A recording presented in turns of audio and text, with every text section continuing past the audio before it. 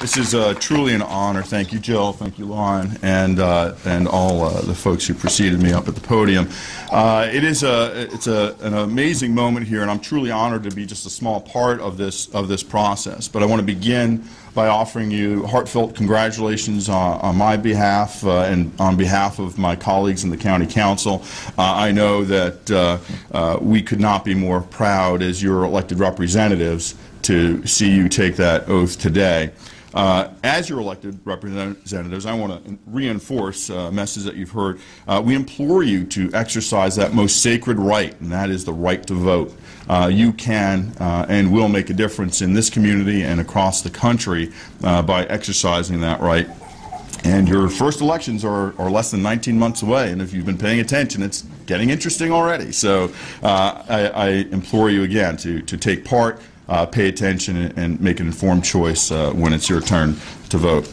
I just want to share, as Jill said, a little bit of my story. It's been great to hear everybody's stories, and it's a little bit different for each person. And I just want to share this, that I am the result of the oath you are taking today. Okay, I'm going to say that one more time. So I am the result of the oath you are taking today. I say that because I have with me the certificate that my grandfather signed when he came over 108 years ago. Yeah, my son was reading it, and that he was impressed by that part saying that he was a subject of the Tsar of Russia, and he was denouncing his affiliation with and allegiance to the Tsar. Like many of you, my family escaped oppression. All my grandparents came over. I'm only a second-generation American. My other grandfather, I'll share the story, and you know, I hope this is okay with our friends here from CIS. My grandfather took a different route. He was an illegal immigrant to this country. He came over during a time when the borders to the United States were not widely open. The only way to come across was if you were a direct relative, a son or brother, daughter, or sister of somebody who already lived in this country. So he had an aunt and uncle who lived here. He changed his name. So it says Jon Weinstein up there on the podium, but my name, if my grandfather had kept it, would be different.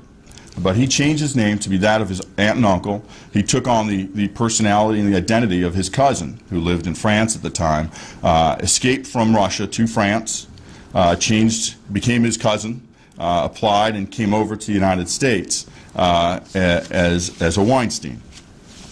That decision that he made has made all the difference, not only in his life and the life of my aunts and uncles, but also in my life.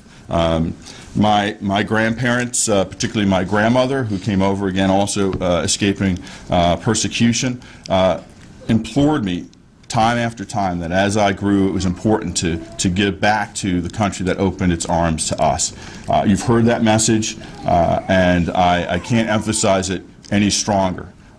Whether you take a path similar to mine, where I served in the Army, I now serve the community as an elected official, or any of the things, all the professions that I heard, you each in your own way will give something just by virtue of having made the oath that you made today. And I ask you to continue to think forward, think about what that means, and think about what you can do to make our great community, our great country, even better. So my story and that of my family, it's a real-life example of the endless possibilities that each of you have in front of you, the legacies that you have an opportunity to leave, and I'm just so honored to be here at the very start of that journey. I would like to ask you to please rise, and I'm proud to lead you for the first time as citizens through the Pledge of Allegiance. So if you will.